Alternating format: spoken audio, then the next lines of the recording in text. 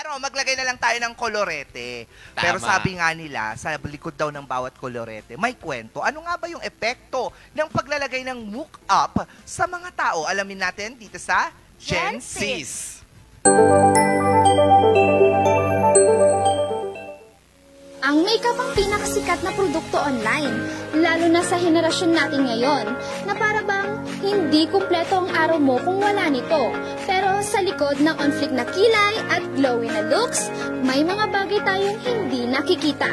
Ako nga pala si Lovely Palabay from Isabela State University. Tara at samahan niyo akong alamin. Dito lang sa Gen Sis!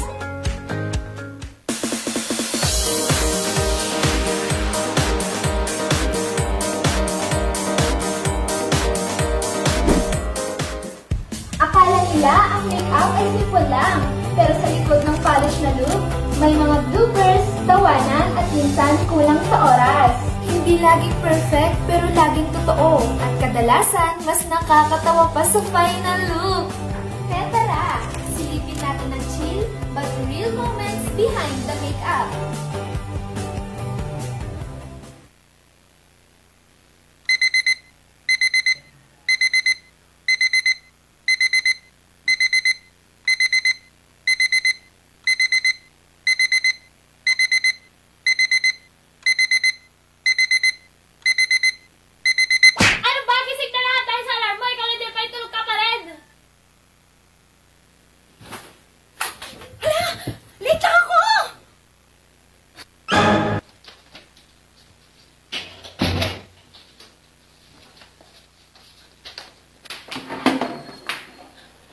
Okay, 5 minutes. Kaya ko ba? Ayaw! Madali na kayo tao. Ang dugyat-dugyat ko ng tingnan. Nalimutan ko ang primer! Ito ba? Ay, hindi na nga. Hindi pa rin.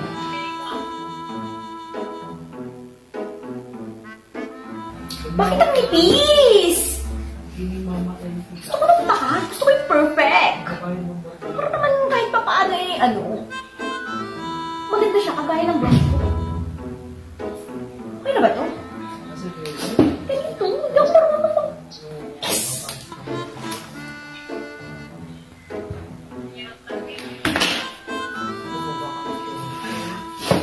Kainis. Nagmamadali ka, di ba?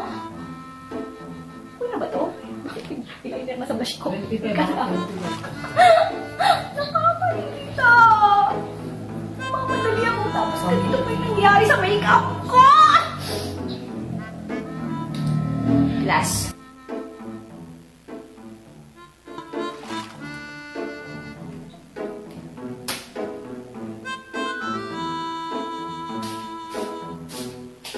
Uy, nandito ka pa rin? Akala ko umalis ka na. Tignan mo nga yung mukha ko. Okay na ba to? Maganda na ba ako? Ano ka? Saka girl! Ano naman sa akin? Pero seryoso, ako na mag-ayos na mukha mo. Talaga?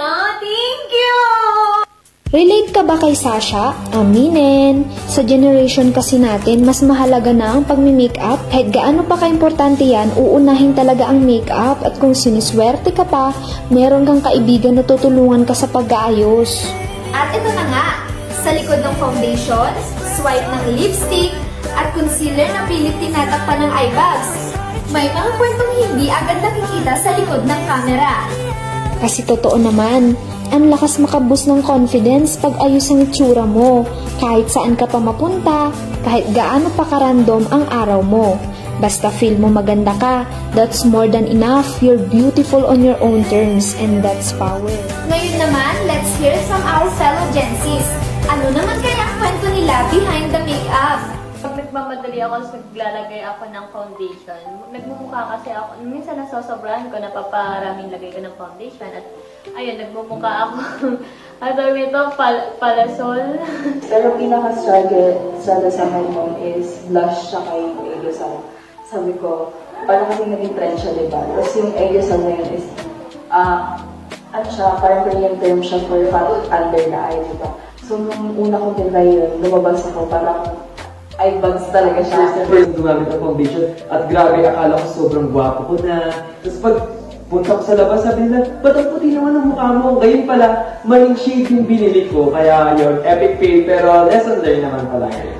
Ako kasi personally, hindi ako magaling mag-eyeliner. Tapos, parang hindi ako makaalis ng bahay nang wala nun. Kasi parang ang empty ng mata ko. During the preparation, syempre kailangan mo na mag-base. Kailangan mo mag-skin prep. So, pag nag-skin prep ka, natutunan ko na parang less is better and less is more. Kasi pag madami ka pa nilagay, minsan nagpipil yung, yung foundation. Siguro yung kilay talaga. Kasi kapag binadali mo siya, minsan hindi siya pantay, diba? So, ang hirap niya, dapat focus ka. Kahit late ka na, dapat focus ka pa rin. Dapat pantay ang dalawang yan. Kahit na late na ako, ganun, hindi talaga mawawala sa akin ang pag-makeup. Lalo na talaga ang paglalagay ng blush, paglalagay ng lip gloss, ganun. And also yung paglalagay ng mascara. Hindi yun nawawala sa akin. Siyempre, as a Morena guy, here in the Philippines, mahirap maghanap ng shade. Kaya naman, pag minsan, kailangan ko po mag-spend ng ilang weeks, ng ilang days, just to decide kung anong shade at kung anong brand nga ba yung babagay sa atin. Hindi rin maikakaila kapag presentable tayo, mas buo ang loob nating makihalubilo sa iba. Pakinggan naman natin sa mas malalim pang dahilan. Kasi nga, di ba, kahit saan ka tumingin, anong social platform, may mga advertisement regarding makeup, lipstick. So, mga kabataan ngayon, nagiging normal na sa kanila of wearing makeup. Yung pag-makeup natin, nagiging emotional armor natin. It's not simply covering our flaws, pero yung mga emotions natin, nagiging expression natin yon. Some individuals develop over-dependency to makeup. Kaya, feeling nila, they are unable to face the world without putting one. So, yung dependency na yon sa pag-wear na makeup can lead to anxiety. Sa mga Gen Zs like you who are normally wearing one, sana ito ay self-expression nyo of who you are, your uniqueness. Sana ito yung paraan ninyo na pag-express ng sarili ninyo. However, ingatan din natin na maging over-dependent tayo dito because masama naman yung maging over-dependent tayo. Basically, emotional, huwag natin gawing emotional armor ang makeup. Huwag nating itago who we are, yung natural na tayo because naturally, everyone is beautiful. Huwag natin kalimutan yun. Walang masama sa pag-wear one, pero yun nga, tingnan natin yung magandang purpose of wearing makeup. Again, this is Lovely Palabay. See you next time dito lang sa Behind the Makeup, kung saan kahit may sablay, slay pa rin. Because confidence and inner beauty, yan ang hindi nabubura. Makeup can enhance your look, but kindness will always complete it. Kaya sa dulo, ang tunay na kagandahan, hindi lang sa ganda ng makeup o forma. Ito'y nasa maayos na pagkatao at sa kung paano tayo nakikitungo sa iba. Be confident in who you are dahil yan ang pinaka-glow up ng lahat.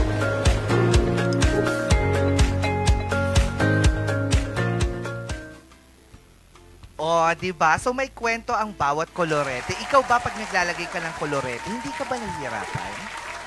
Kasi wala, nasanay na. Nung bata pa lang ako, nung bata kasi ako, sinanay ako ng mga tita ko kasi ako pa lang yung babaeng, ako yung ginawa nilang manika. Okay. Ginawa ka nilang canvas. Oo. Oh. Hindi, iba naman yun. Nilalagyan ka rin nila ng mga needles. No! Of course not! Tinutusok-tusok. Hindi, pero yun kasi yung nag-start siguro kaya ako nahilig din talaga sa mga makeup. Kasi kita din naman kasi sa kilay mo pa lang. Oo, 77. Palakol kung palakol ba. Perfect. Oo, kailangan tayo sa kilay pa lang kasi ikaw, Miss mag-itim. Bea, kailan ka nag-start? Late ako nag-start na mag-makeup kasi nung nag-bloom ako, super late na rin.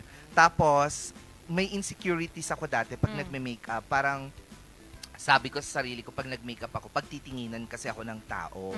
Kasi nga hindi nasanay ang society sa mga lalaking nagme-makeup sa panahon namin ni na Sir Leo Eve. Lalo na yung panahon niya. Oo, kasi sobrang tagal na nun. Mas lalo na nung panahon ni Sir Mar. Tama. So hindi sanay, pero nagmula nung nakita ko na it really enhances what you have physically. I tried it na. Tapos, tsaka pa yung kilay ko kasi wala naman talaga akong kilay. Same. Ganon. So, kailangan ko magkilay-kilay and then I started na sa mga eyeliner, ganyan. Tapos, eyeshadows, tapos blushes, tapos hanggang sa lips na, ganon. I think, it's it's a confidence booster kasi ikaw. Ako ba? Oo. Recently lang ako last naglalagay week ng lang. kung ano-ano sa mukha ko. Like, powder lang naman siya. Dati, and then like yung lip tint ng Tooth brand na yun. Pang moisturize lang. Pero hindi ako yung totally na yung super makeup. Super makeup. Hindi pero yun yung gusto kong matutunan. Kasi nanonood din ako sa TikTok. And then, normalize na naman siya ngayon. Oo, actually. Pero wala lang akong time siguro. Or gusto kong matuto din. Oo, matuto ka kasi natuto ako sa panonood ng RuPaul's Drag Race. Dahil sa pagme-makeup ng mga bakla doon sa telebisyon, natuto ako na magkilay, mag-eyeshadow, mag-contour, ganyan, maglagay ng foundation. Ay, totoo. Lahat napapanood. Kasi, oo, sa akin kasi sa YouTube. Ay, YouTube yung ka mga, yung mga, dyan, OG vloggers, dyan ako natuto sa kanila. Kasi nung una pa lang, kilay ko napakapangit like tadpole. Ang bilog dito.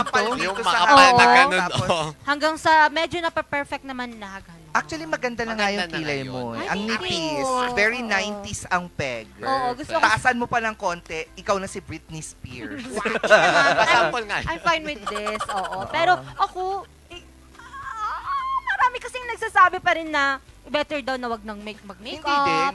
Lalo na pag may events, kailangan mo mag-makeup pag may events. Ang daming camera. Tama. Oo. Tapos, nakuhanan ka, humanga ka na nga, wala ka man lang lipstick. O, tapos spare pa yung face mo. Oo. Tapos, may flash pa. Di ba, ang putla mong tignan. So, kailangan may color din yung lips, kahit pa paano, yung blush mo, kailangan ng very, very light na blush. Kasi may mga iba't ibang tint naman yung blush eh. May super pink, may orange, may red, may green. May mga pale blush, parang gusto mo lang ng natural looking Oo, yung blush. pale blush, dyan nilalagay yung water. Pale. Oh, it's not! Akala ko paintbrush. Hindi. Medyo lutang kayo dalawa.